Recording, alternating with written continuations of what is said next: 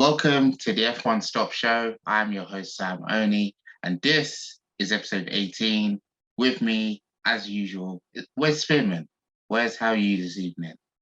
Yeah, I'm pretty good. It's a nice day outside today, day off work as well, so all's pretty good. Yeah, how are you? I'm very good.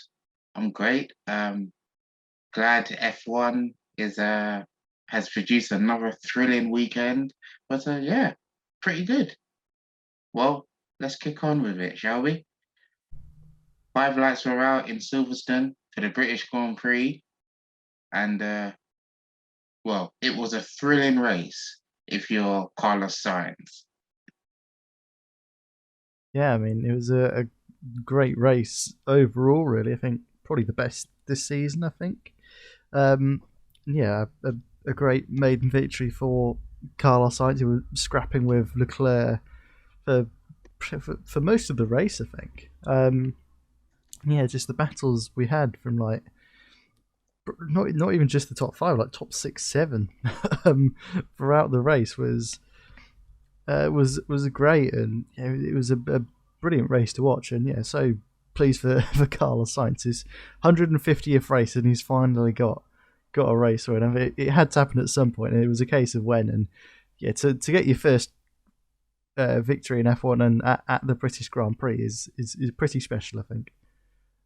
And the race had everything from on-track battles to red flags to, you know, a first F1 win for Carlos. And yeah, it was absolutely great. So let's let's dive into it.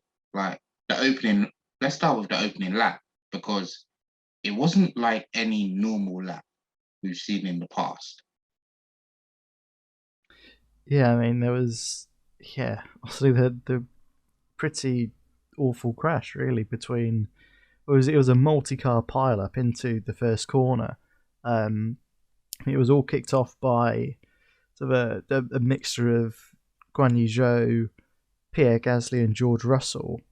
Um, we had Zhou and Russell on the left and right, and Gasly trying to come up in the middle. I think Russell moved to the left to sort of take the racing line into go out to the left, then turn into the right hander, and just tagged Gasly, and all the two came together, and then Russell spearhead into Zhou, flipping him upside down, and somehow Zhou's car ended up between the tyre wall and the metal fencing, which the spectators are behind, which is something that shouldn't ever happen. Really, I mean, you got the tyre wall to stop the cars and the fencing to as sort of a last resort for any bits of debris. But yeah, you shouldn't have a car land on its side in between there. But yeah, the Albon was out of. I think he lost the rears and hit someone else. I don't know where Bottas was. I saw Bottas retired. I didn't really see what happened to him. Um, yeah, I think first and foremost, it's amazing that Zhou is okay and Albon's okay, and everyone Yeah. involved in that crash is on the surface at least absolutely fine. And when we saw the car go upside down, you thought, "Blimey, this is a big accident." And as I said, multicolour, at least three cars were involved in that. It's quite extraordinary that everyone walked away, as I say, on the surface anyway, fine. I mean, they might have injuries below the surface, and they went to hospital and got discharged the same day, I think. Which is which is incredible. Again, we've seen it over the last 2-3 years now, just how far safety in Formula One has come. When you look back to Grosjean's fireball crash at Sakir, and Max and Hamilton at Monza when Max's Ripple mounted Yeah. Lewis's Mercedes, and you just think if it wasn't for the halo, then yeah, things could have been quite nasty then. But yeah, thankfully that the halo is in place now, and yeah, it's not going away anytime soon. Well, it won't go away for sure now. Yeah, it's incredible that Zhou is okay, I think. Yeah, like you said, the if it wasn't for the halo, then it could have ended pretty very badly. And The Halo had a lot of criticism when it was first introduced in 2018, but 3, 4 years on, if not for the Halo, some of these drivers, well, they would be dead. Yeah, quite possibly. And Yeah, we're we're glad that Joe is well and he's recovered. And yeah, was quite a horrific crash. But there was more stuff in the Grand Prix as well. There were some excellent race battles in during the race. I think especially at the top end, at the front between Verstappen, Sainz, Leclerc, Perez, Hamilton. I can't pick just one because there are so many. So what was your favorite? Because there was one in particular. There was one part in particular which, if you're thinking what I'm thinking, you're probably gonna say what it was. So, what was your favorite? I know. As you said, there's just so many great battles. I mean, there was a lot of Sainz versus Leclerc battles. And they had, I think, Norris against Hamilton at one point. Um, yeah, Verstappen and Schumacher at the end. I mean, who'd have thought Max Verstappen and Mick Schumacher would be Yeah, battling wheel to wheel for seventh place at the British Grand Prix? Um, yeah, I think the best one was, I can't remember which, lap 45. I think it was near the end, um, where you had, was it someone overtook on the hanger straight into Stowe, the right hander, and then yeah, I think it was Perez went up the inside at Stowe, that right hander, wheel to wheel with Charles Leclerc. They both go wheel to wheel into club, the sort of final chicane, and then they both run wide, and then Hamilton comes through. That was the best bit of the Grand Prix, because how often that's have we it. seen three cars That's from it. three different teams battling for one spot on the podium? Not many times in Not many recent at years, and all. I suppose you could extend that to the top five. There were five cars from five different teams in the top six, all battling Yeah, for those last two spots on the podium. But that moment, I mean, you just heard the fans in at the track, and I mean, on commentary, Mark Webber went mad again. Um, yeah. it was just an incredible, incredible moment. Yeah, yeah, that exactly what you said. That was my favorite part as well. Seeing Perez and Leclerc, battling, having their side battle, and then Hamilton just out of nowhere just comes out on the right hand side. It's just gone past. Um, I was listening to it on Sky Sports as well. They had a little snippet of the race, and I think it was Crofty on the commentary, and his reaction, the way he just describes Hamilton's passing of those two. It's just like it almost thought like Hamilton had scored a goal in a World Cup for England. Like that's just how big, that's just how good his reaction was. And honestly, that was my favorite part of the race. Yeah, my favorite as well, definitely. Um, so how would you rate the race out of 10 after everything that we've witnessed? Yeah, I know it's a tricky one, because it's up there in terms of points, but I think going into about, I think it was like 39, 40. It was a decent race. Yeah, we had some good battles on track, but Ocon's engine failure, whatever it was, that caused him to stop, pretty much on the entry to Copse Corner, where, I mean, it's a high speed part of the track. I mean, any part of the Silverstone is fairly high speed, but yeah, that neutralization, if you like, of the race, and the fact that Leclerc stayed out on the hards and pretty much everyone else pitted for softs, sort of left Leclerc a bit of a sitting duck, almost like Hamilton on the last lap of Abu Dhabi last year. And Mercedes kept him out on the hards, and everyone else pitted for soft tyres. Um, yeah, I'd say up to that point it was a pretty good race, probably a 6 or a 7, probably a 7 actually. But yeah, after that, it's just those last 10 laps just turned up the wick. It turned up the volume to 11. Um, and it made it an incredible race, and probably the best of the season so far. Um, Ooh, and the fact that we had milestones as well, obviously Sainz's first race win, Mick yeah, Schumacher's first points as well in Formula One, 4 points for him, yeah. finishing P8. P8. Um, it's just such a an amazing Grand Prix, and I'd probably give it a 9 out of 10, 9.5 maybe. That's very high. Maybe, Very high. maybe a Nine 10. out I of don't 10. know. Let's give it a 10. Why not? 10 out of 10. 10 out of 10. That's brilliant. Brilliant Um, race. I think it had absolutely everything. The multi-car crash on the opening lap, that was a huge eye-opener.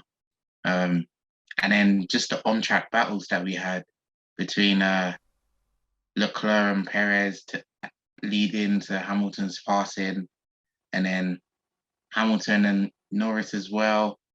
You know what? There were some notable big names that missed out as well, um, especially a few that didn't finish the race. Bottas, Ocon, I believe. Gasly, Russell. Yeah, yeah. And also Verstappen having that puncture in his car, that was critical as well. Yeah, I think he drove pretty much the whole race with a bit of, I think it was Sonoda's car that just lodged in the rear of the car, hence why he was obviously so far off the pace. And I suppose if it wasn't for that, then Verstappen could quite possibly have won the race. Sainz made a mistake fairly early on, and Verstappen took the lead, and yeah, obviously got that puncher a couple laps later. Yeah, Yeah, I mean, for him to finish P7 with a bit of debris in the car isn't bad going, and yeah, I mean, he just wasn't happy with it at all the whole race because of, I assume anyway, that the bit of debris. I don't think he'd have been fine with the setup for sure, but yeah, but then we wouldn't have got the battle with him and Schumacher if it wasn't for that, and yeah, that just added a bit more, and Leclerc clawing some points back in the drivers' championship as well. indeed. So looking back at the race, I think I'd give it a 9 out of 10 as well, because you know that would be a race that I'd want to rewatch more than once, 3 times Yeah, maybe. definitely. So all right, another question. Let's try and make it nice. If you had to relive a F1 an F1 experience for the first time, which race would it be? So let's so between the races that we've had now and including the 2021 season, which race would it be? Any race. I mean, probably Abu Dhabi 2021 has got to be up there. It's got to be one of them. But I think for me, I think possibly the greatest race I've watched in my lifetime, and yeah, that's only 21, 22 years. Is probably the 2011 Canadian Grand Prix, where it was pouring down with rain. I think the race was postponed by like 2 hours or something, or the race was started and then rain during the Grand Prix caused a red flag. So everyone, the race was postponed for ages. It went on for about 4 hours, I think, in total. Which I think off the back of this race was the reason why the FIA brought in the 2 hour limit. Yeah, the way that Jenson Button went from basically first to last to first to last and then to first, overtaking Sebastian Vettel with laps to go, whether it was the last lap, I can't remember, or 2 laps to go. Crashed into Fernando Alonso, crashed into teammate Lewis Hamilton, and yeah, was stone dead last with a few laps to go, and then came right back through the field to finish first. Is something that I won't forget for a while. And if I could watch that again, then yeah, I might watch the highlights back after this now. I'm thinking about it.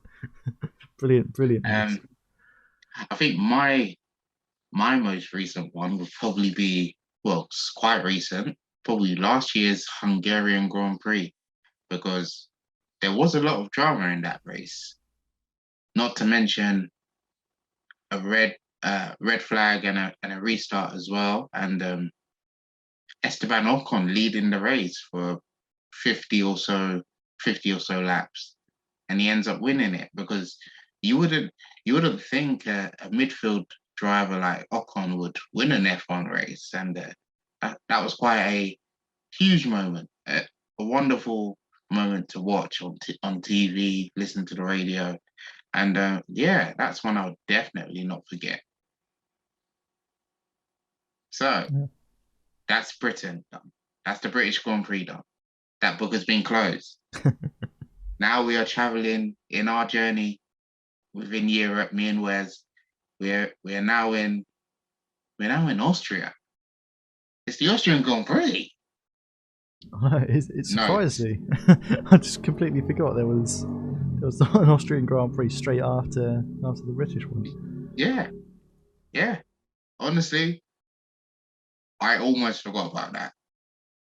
But yeah, it's race week in Austria, and well, what are your predictions for it? Because I've absolutely no clue of what happened last year. Probably have no clue what happened last year because Max Verstappen was so dominant across the two races. So he'll probably do that again, I imagine. As long as no mechanical issues or whatever. I think Red Bull will be quite dominant. I mean, in a way, it's their home circuit, being an Austrian-based company. Yeah, the way they've been at the Red Bull Ring over the last 2-3 years, reasonably strong in 2020. Yeah, Leclerc won the first race, and I can't remember who won the second actually. The Styrian Grand Prix of 2020. Yeah, last year Verstappen was just so fast, and yeah, the races weren't the most exciting, which is probably why we can't remember much about them.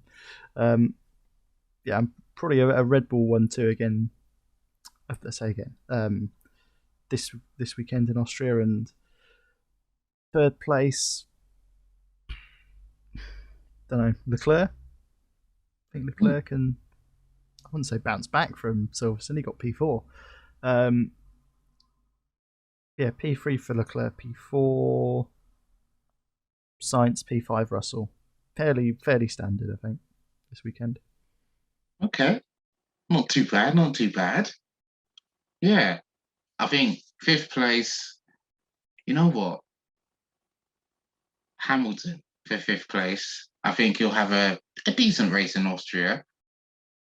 When it comes to Austria, one thing about it that just intrigues me is that the circuit is so small that it's almost like Monaco, like, but this you have a chance of overtaking. It's so small that you're probably gonna finish where you started. Or is it just me? I think with Austria, it's quite a reasonably fast sort of flowing circuit. There aren't many really heavy breaks. You got officially turn 3, the hairpin, and turn 4 as well. Probably the main overtaking spots, maybe the last corner. Yeah, I mean, obviously last year I don't recall many overtakes at all. I mean, we've had a few into turn 4, but yeah, I'm not predicting much excitement this weekend. Let's put it that way. So P5, I think Hamilton will take P5, and P4 Perez for P4 in the Red Bull. Yep, that's right. No Red Bull 1-2 for me. But I do think we'll have a Red Bull on the podium. So the top 3 will be Sainz, Perez. Sorry, did I say Perez? You've already said Perez, yeah.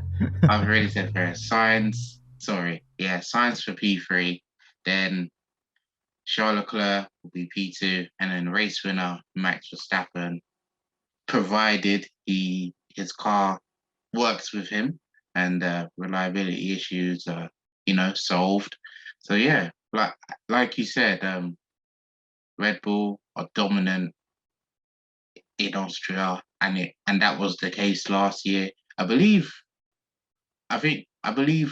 leading up to Austria, they had won 3 or 4 races in a row leading up to Austria Something last like year. that, I think. Yeah, they won quite a few in a row. I think Verstappen won about 5 at that point, and Perez won. So it must have been about 4 or 5 races in a row Mm. by the time they got to Austria. All right then. So who's going to be your driver of the day then in Austria? I'm probably Verstappen, to be honest. I reckon he'll just be so dominant the weekend. I don't really see many overtakes in the midfield. I can't remember who got driver of the day for Silverstone actually. Been Hamilton or no, it was Perez. Perez. Yeah, I think it'll be Verstappen just because I think he'll be so much quicker than everyone else. He'll just put in such a dominant performance that no one's going to touch him for driver of the day. And there you have it. My driver of the day is going to be Max Verstappen. I can't see any much happening. Oh, you know what? To finish it off now, let's just sum up the rest of our top 10 then. All right. So from 6th to 10th. I've gone Russell P5, so I'll probably have to go Hamilton P6. I'm going to go Norris P7. I think he's got a decent record in Austria, Lando Norris. Gasly P8, Bottas P9, and Vettel P10. I think he'll just sneak a point. All right then, I like that. P6, I'm gonna say Gasly. Gasly higher than Russell. Oh, you know what? I think I'm gonna do that. I'm gonna take a gamble. So Gasly P6, Russell 7th, and P8, Norris over Alonso. I forgot about Alonso. Norris over Alonso. Well, I'm gonna put Alonso P8. Yeah, Alonso P8, Russell P9, and then Vettel P10. Take the last point. I think that's a sensible top 10. Yeah, I'll have to wait and find out. So yeah, we'll find out this weekend if any of our predictions have come to fruition. So this has been the F1Stop show. We hope you've enjoyed our episode. It was a great race at Silverstone.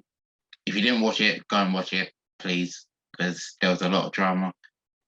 And a first win for Carlos Sainz. So do remember to follow us on Twitter, Instagram, and you can also email us as well. And I've been your host, Sam Oni, and it's a goodbye from me. Bye-bye. And it's a goodbye from Wes. Bye-bye. And we hope you enjoyed the Austrian Grand Prix this weekend.